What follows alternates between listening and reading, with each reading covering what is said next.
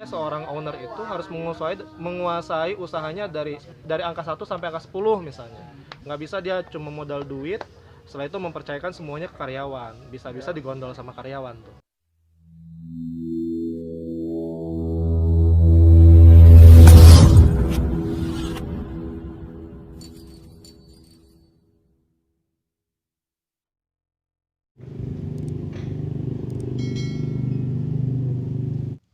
Satu, dua, tiga. Mari kita ngobrol. Dulu saya berdua di sini di tempat yang seperti ini gitu ya. Sekarang saya karyawan ada 10 orang. Wih, mantap. Masih muda udah memperkerjakan 10 orang. Itu dari dari Pandeglang semua. Kita ada beberapa kota ya. Kalau dulu sih kita punya idealisme harus orang Pandeglang, tapi saya pikir karena di sini kita nggak mencetak karyawan, kita mencetak pengusaha. Nah, catat Itu. Jadi kalau jadi pengusaha itu jangan pelit-pelit sama ilmu ya. Jadikan karyawan kita itu jadi pengusaha selanjutnya. Ini ada yang dari Pandeglang, ada yang dari Rangkas, ada yang dari Serang, dan yang paling jauh dari Tangerang.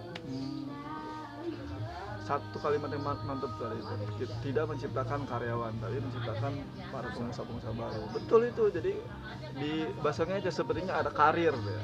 Jadi pertama mungkin jadi waiter, kedua jadi apa namanya istilahnya, apa istilahnya, leader tadi itu apa? Paling tinggi jabatannya leader.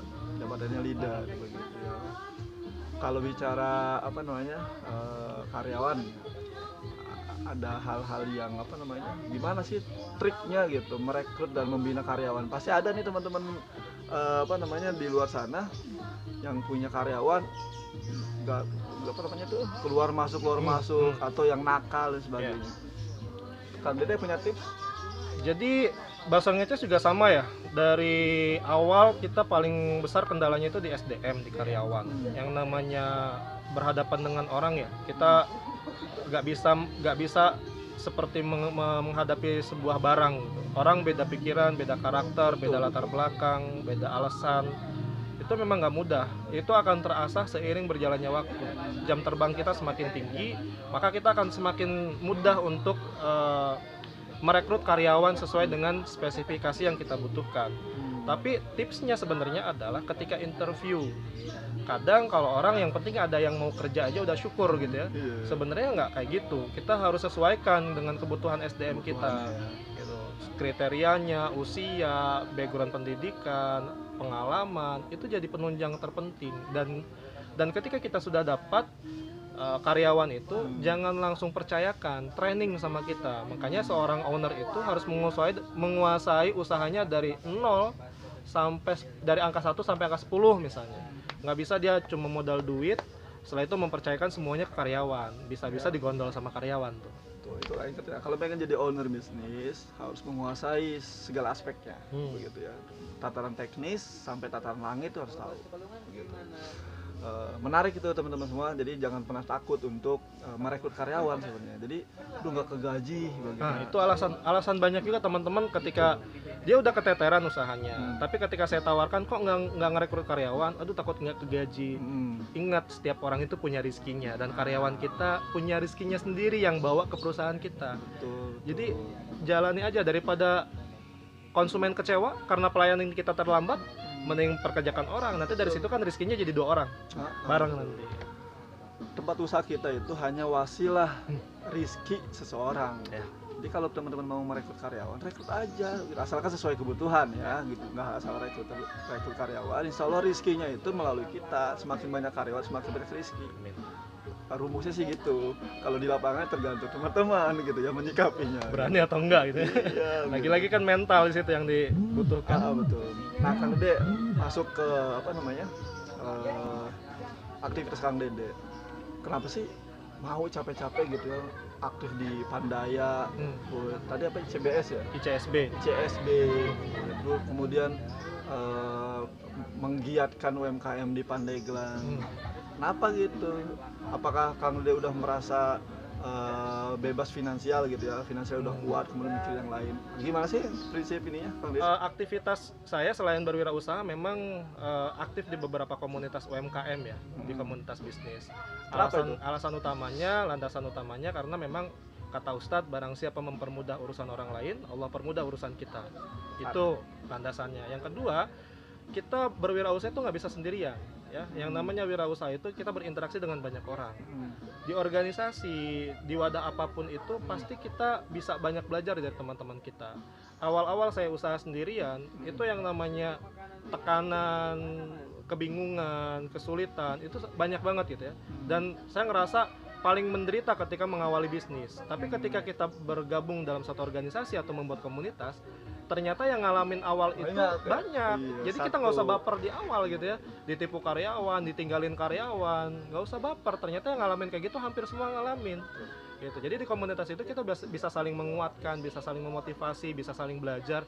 Itu poin utamanya. Bukan juga saya ngerasa omsetnya udah paling tinggi, udah paling pinter dalam berorganisasi, enggak gitu.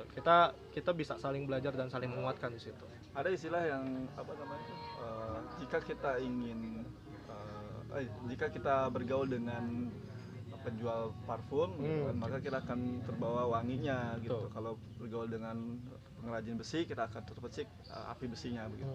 Begitu dengan para pengusaha ya. Betul, Bagi dia harus cari ekosistem. Nah, bagi teman-teman anak muda nih yang ingin berwirausaha, jaga spirit berwirausahanya dengan berkomunitas atau juga berinteraksi dengan para pengusaha. Kalau tidak begitu, susah, berat gitu. Teman curhatnya segala macamnya kurang, nggak ada yang ngedorong gitu, Kang Dede ya. Betul. Nah, Kang Dede tuh ada mentornya nggak sih? Bisnis kan katanya harus punya mentor nih. Kang Dede sendiri punya mentor, entah mentor yang sudah brandnya besar atau mentor pribadi atau apalah gitu kira-kira. Kalau saya malah awal-awal nggak punya mentor khusus ya. Maksudnya satu orang yang sudah dia sukses di satu bidang terus nge-mentorin saya itu nggak ada. Mentor saya termasuk Bang Ija juga mentor saya gitu ya. Saya melihat, memantau betul gitu perkembangan ayam-ayaman dan Raja Cetak, dan saya termotivasi dari situ. Jadi yang namanya usaha juga guru itu penting. Tapi belajar dari pengalaman orang lain itu jauh lebih penting. Karena real di situ, mereka pernah mengalami itu. Kalau guru Praktisi, kan praktisi ya. Kalau cuma kita ikut seminar gitu atau ikut kuliah, itu ya cuma teori gitu. Mereka sendiri belum tentu mengalami itu. Tapi kalau kita belajar langsung dari orang yang pernah ngalamin, entah itu melalui media sosial ataupun bertanya langsung, itu lebih berkesan menurut saya. Betul. Beda juga sih ketika kita diskusi dengan pelaku dengan orang yang hanya belajar teori, itu beda. Ceritanya beda gitu. Kan ada konteks yang dimana di lapangan itu dia rasakan langsung gitu ya. Oh, ini kasusnya begini. Ketika orang yang praktisi dia tahu cara nanganinnya gitu, karena dia pengalaman begitu ya. Iya. Ini sekali lagi, kali kan ada jaringan ya, ngebahas jaringan. Yang saya perhatiin ya, Bacong Eces itu yang datang itu pejabat-pejabat Pandeglang rata-rata udah datang sini loh.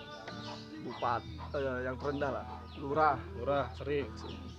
kepala desa, camat, lurah, camat, bupati, anggota dewan, kepala dinas, itu hampir semua kesini. Artis yang kemarin smash itu. Reja. Iya. Kalau yang datangnya siapa tuh namanya itu? Miing. Nah, itu kok bisa tuh Kang Dede? Jadi memang tadi ya, karena memang seorang owner itu nggak bisa di tempat terus, ya saya banyak bersilaturahmi. Jadi setiap kali ada forum ataupun ada pertemuan silaturahmi, saya datang dan memperkenalkan diri. Ini kadang ada juga nih teman-teman pengusaha nih yang salah ya. Ingat, omongan kita itu doa. Ya. Jadi ada kalau orang ketika dalam forum ditanya usahanya apa, saya ada usaha kecil-kecilan. Dia niat merendah, tapi di mulutnya itu jadi doa, usaha dia kecil-kecilan. Dia doain usaha dia biar kecil gitu ya. Nah, kalau misalnya dalam forum, saya selalu bangga, saya Taufik, saya owner Bakso Ngeces. Saya Taufik, saya owner Bakso Ngeces. Jadi sampai kemarin ketemu dengan Bupati pun masih ingat, oh ini ownernya Bakso Ngeces gitu. Iya. Brandingnya di situ. Harus membranding diri.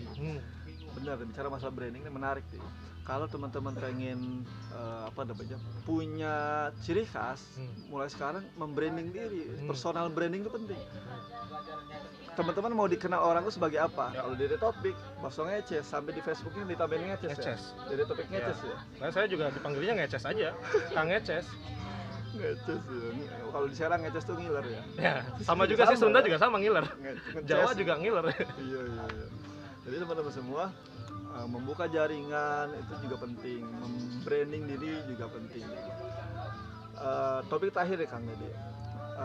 Masa pandemi ini ya, pasti kan ngalamin banget. Tadi kan juga sempat kita bahas tadi kan jualan sembako segala macam. Awal pandemi ini apa yang Kang Dede rasakan? Terus hal pahit apa tuh pada saat pandemi ini? Covid nih luar biasa, semua aspek kehidupan kena begitu terdampak. Nah, di Baso kita gimana? Jadi memang awal-awal ketika isu COVID ini muncul dan ada isu PSBB ya, pembatasan itu hampir semua kok, gak cuma Baso Ngeces, semua lini usaha di Pandeglang juga sama, hampir vakum gitu ya, karena orang takut keluar rumah. Tapi Pandeglang emang zona apa? Pandeglang sebenarnya zona hijau, cuma karena ditakut-takutin, Tetap ya antisipasi. antisipasi orang malas keluar rumah, apalagi posisi Baso Ngeces di tengah kampung. Siapa yang mau jauh-jauh ngebaso membahayakan diri gitu kan? Akhirnya ya tadilah dampaknya hampir 80% omset kita hilang. Tapi ya tadi jargon kita menolak kalah dari kondisi. Gitu. Kita langsung adaptasi, kita langsung prepare. Apa tuh yang dilakukan tuh? Kita langsung kumpulkan karyawan nih, langsung edukasi karyawan. Ada PHK nggak? Kita pastikan tidak ada. Ya. Aman. Sampai planning terakhir itu saya harus jual mobil kalau misalnya saya nggak bisa bayar gaji. Yang penting tim saya yang udah solid dari awal itu saya pertahankan baik-baik karena kita di sini udah kayak keluarga gitu ya. Jadi daripada kehilangan satu keluarga, mending kehilangan mobil untuk aset. Tapi alhamdulillah ketika saya edukasi mereka itu kayak tergugah. Oh iya, kita berarti harus bangkit bareng-bareng gitu ya. Sampai mereka itu rela door to door nawarin gula sama minyak ke warung-warung tetangga. Ya, ke rumah-rumah, ke langganan-langganan kita. Ada yang harus nganterin pakai motor ke Menes, ke daerah jauh yang berarti kan semangatnya sama untuk menghadapi COVID. Kalau misalnya kita tidak bisa yakinkan itu, kita berarti berperang sendirian melawan kondisi. Gitu. Jadi dilibatkannya karyawan basonya untuk jualan apa yang dijual ownernya, jualan beras, jualan gula. Jadi Kang Dede ini sudah berhasil saya kira ya ngebangun SDM-nya gitu, bukan hanya hubungan antara owner dan karyawan atau pegawai, tapi udah jadi keluarga. Ini nilai plus loh, karena ngurusin SDM itu apa ya, memimpin itu adalah seni.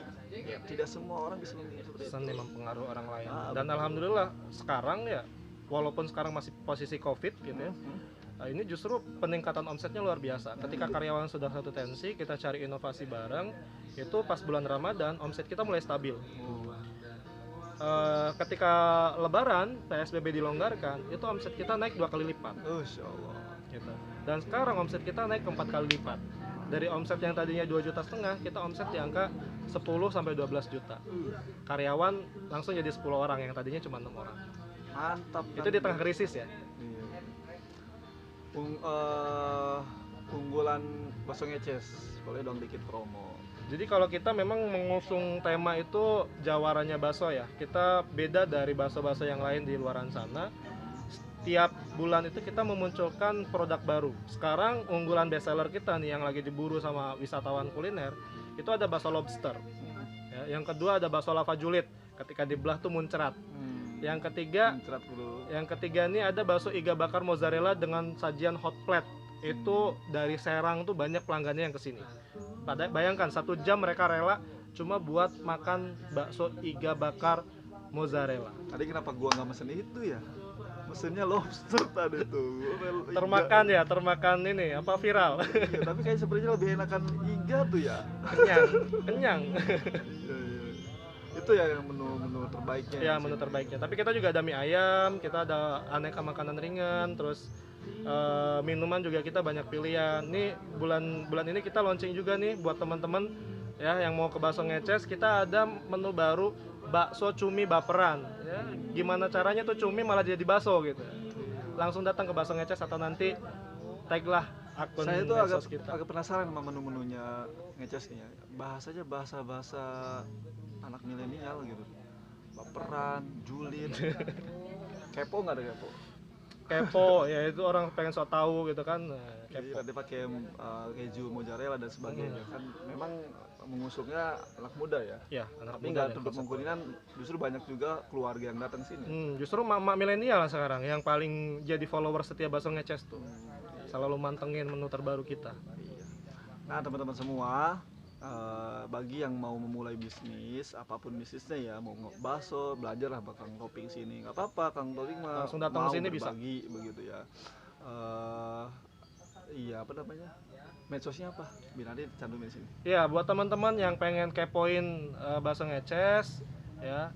Untuk Instagram tinggal @ngeces_bakso1 ya. Nih, ngeces_bakso1. Kalau untuk WhatsApp 0812 8729 5757. Saya paling senang berbagi dengan teman-teman semua. Tapi tadi nomor admin, nomor owner. Nomor owner dong. Oh mantep tuh. Ownernya langsung yang ngasih nomor loh. Nomor ownernya tuh. Jadi teman-teman semua langsung jangan sungkan ya. Pertanyaan terakhir, Kang Topik, tolong dong kasih motivasi nih, apa pesan buat anak muda di masa COVID ini, kan banyak yang di PHK, kita turut berduka lah gitu ya, prihatin dan apa ya istilahnya ya, menaruh simpati kepada teman-teman semua yang sempat dirumahkan atau PHK, tetap semangat gitu ya, masih banyak harapan di depan sana. Nah bagi yang mau mulai bisnis, baik itu yang ter-PHK maupun yang memang mau mulai, anak-anak milenial, nanti kita dengarkan kira-kira apa sih pesan yang bisa disampaikan Kang Topik ini selama hampir berapa tahun di usaha nih, wirausaha 3 tahun lebih lah ya. Pasti ada kunci-kunci kiat suksesnya untuk memulai bisnis. Apa nih Kang Topik? Jadi buat teman-teman nih yang nonton video ini, ya yang pertama memang teman-teman harus punya tekad dulu ya, harus punya mindset menolak kalah dari kondisi saat ini. Apapun kondisinya jangan pernah menyerah, apalagi buat teman-teman yang masih muda. Yang kedua adalah terus belajar. Dan bisnis itu bukan untuk mengejar omset. Ya, jadikan bisnis itu wasilah kita untuk bermanfaat buat orang-orang lain di sekitar kita. Itu. Jadi kalau teman-teman memulai bisnis atau memulai usaha apapun, pastikan itu bisa bermanfaat untuk orang-orang di sekitar kita. Ya, jadikan pribadi yang bermanfaat. Kalau teman-teman satu mindset, kedua manfaat. Terus yang ketiga adalah terus bersilaturahmi dengan orang-orang sukses supaya termotivasi menjadi orang sukses selanjutnya. Mantap. Ada lagi? Cukup. Ya. Nanti tinggal diskusi. Iya, tiga hal penting yang Kang Topik sampaikan. Pertama, membangun mindset kita untuk dalam berbisnis seperti apa. Kedua adalah niatkan kita untuk bisa bermanfaat untuk lingkungan lah begitu ya. Ketiga adalah bersilaturahim dengan para pengusaha-pengusaha tadi, menjaga berinteraksi dengan komunitas biar kita terjaga spiritnya. Baik teman-teman semua, saya bahagia sekali sore hari ini sudah ngobrol banyak, walaupun singkat ya, tapi insya Allah ini berbobot lah gitu ya, daging bakso. Amin. Yang bisa disampaikan, insya Allah obrolan ringan ini bisa memberikan manfaat pada semuanya. Amin.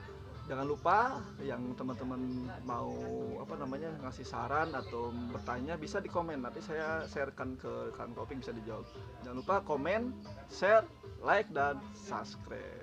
Makasih ya, ketemu lagi di episode berikutnya. Assalamualaikum warahmatullahi wabarakatuh. 3, 2, 1. Terima kasih sudah menonton. Jangan lupa like, komen, dan share. Assalamualaikum.